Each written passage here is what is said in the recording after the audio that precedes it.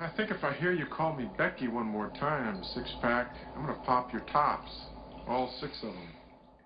Who are you?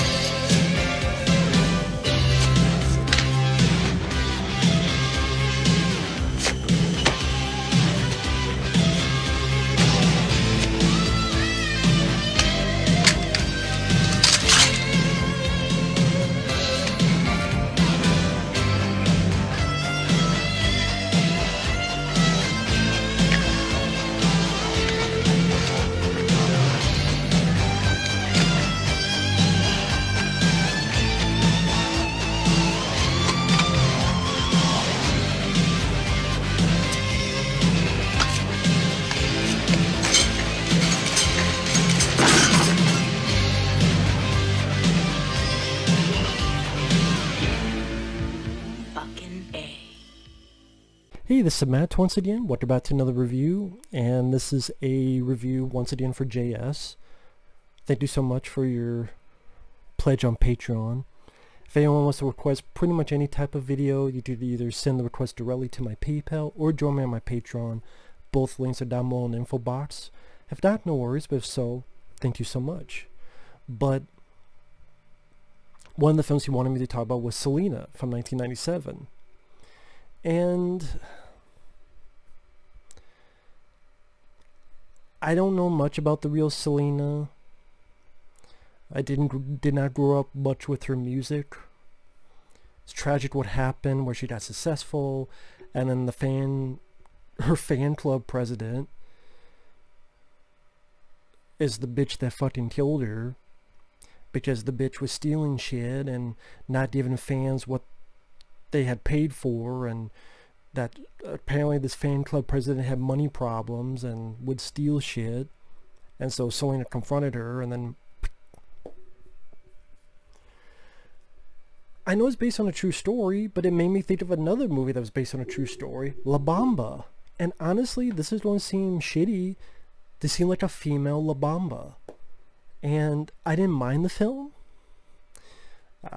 Jennifer Lopez as the adult, or should I say,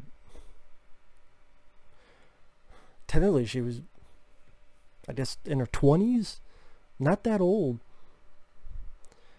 As the older, because you see Selena as a kid, then Selena older. Jennifer Lopez, this is when she was really starting out in acting. This is around the same time she did Anaconda, then soon after she did films like Out of Sight. And she was really good. Edward James Olmos, who plays her dad, he did a good job. I think one of her family members is actually Jacob Vargas, one of the kids from Ernest Goes to Camp, who's also in the remake Hills of Ice Part 2. Well, it's not really a remake, but you know what I mean. The 2007 Hills of Ice Part 2, which I believe I reviewed on here. It goes through the history first of her father when he was younger,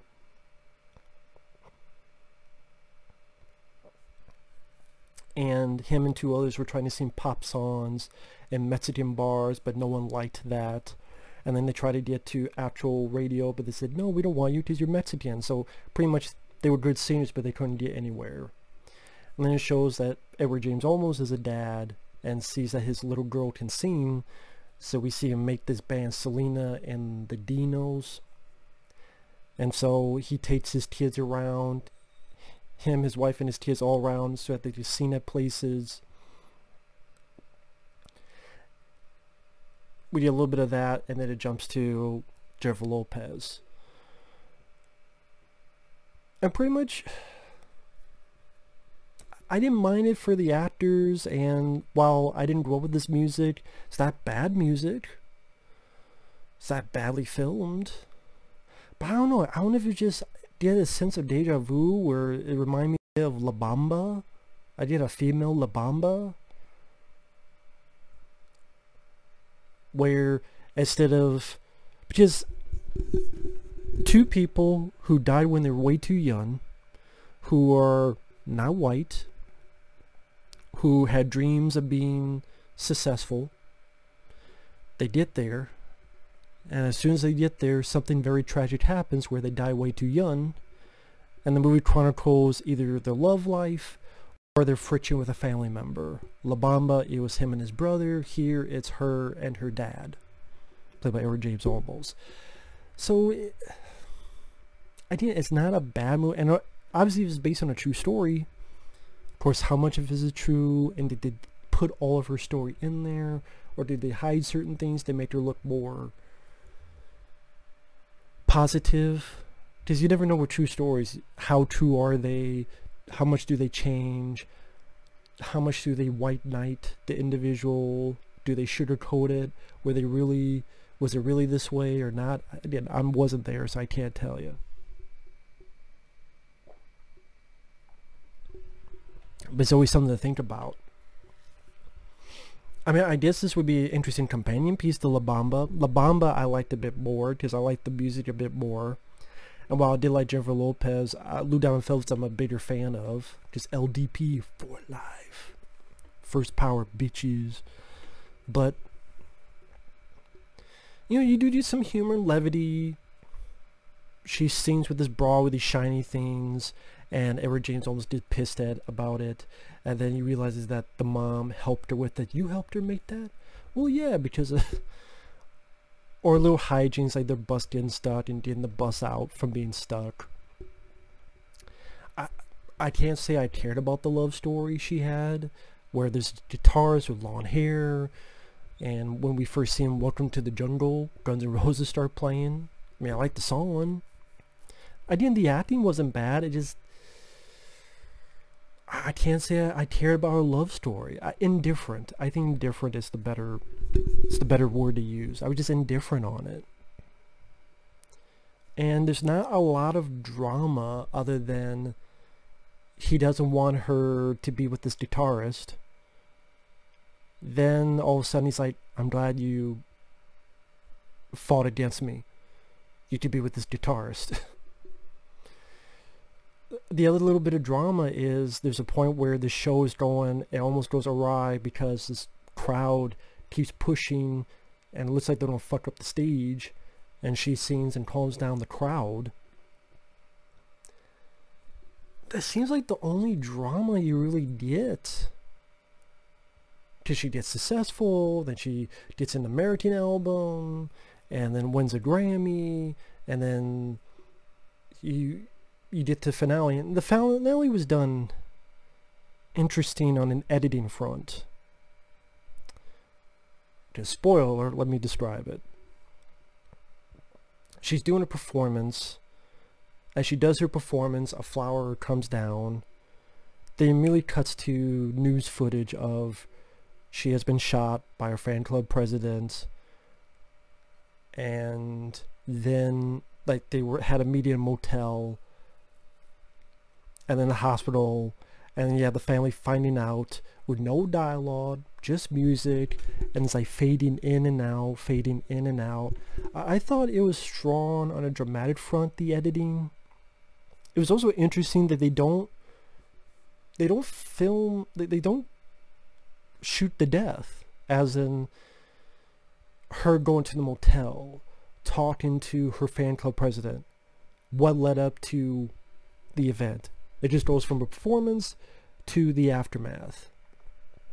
Maybe they thought if they did the in-between it would be in poor taste. I just kind of like La Bamba. You don't show the plane crash, you just get the aftermath. So I didn't understand that, because I believe this was soon after Selena passed away that they made a film, and the show that scene would probably be deemed way too in poor taste. So I do think the way they edited was interesting. Family finding out like there's her husband, fade in, fade out. There's Edward James Olmos and the wife, fade in, fade out, fade to black, fade. And then they show real footage of Selena and clips. I thought it was an effective way to end the film. Obviously, if you're a big fan of Selena, the artist, the performer, you're going to get a lot more out of this than me, because I barely knew jack shit about her. And then even watching the film, I can't really say I learned, I mean, I almost learned more about her father than her. Because her father, what he wanted to do when he was a teen, and then the restaurant that he had that closed down, and then taking his family around.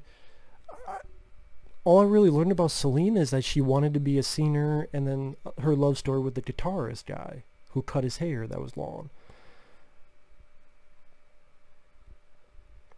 So I guess, what are you really getting out of this movie? If you want to learn a ton about Selena, I mean, I don't know if you'll get that out of this. You got a couple moments of singing that's well done enough that I wouldn't say I became a big fan and go and buy the fucking CD on eBay, but songs were not bad. It's just one of those things that I would never see the film again. I've heard of this film. I never had the desire to see it. I believe it's the same director that will work with Jennifer Lopez in a film I reviewed called Border Town, which was made quite a few years after this. I did that review of Border Towns on here. I believe it's the same director. And this seemed like the film that kind of helped jumpstart Jennifer Lopez's career. Because after this, she would get stuff like Out of Sight, and then other roles, and then much more into her singing career. So this seemed like the movie that, again, really jump-started it. To me, it's Anaconda, but see, that's the thing, like, of the same year, I'm more of an Anaconda guy than a Selena guy, which is not fair, because they're two completely different movies. But you get what I mean. And again, part of me is like, I kind of just saw this a few months ago with La Bamba, so it almost felt a bit of deja vu, which I know is not fair, but I'm just giving my honest opinion. So I didn't mind it for what it was. You know, I would never see the film again, but, you know, not a bad movie. Not a bad movie. So thanks for watching. Take care. We'll see you guys later. Bye-bye.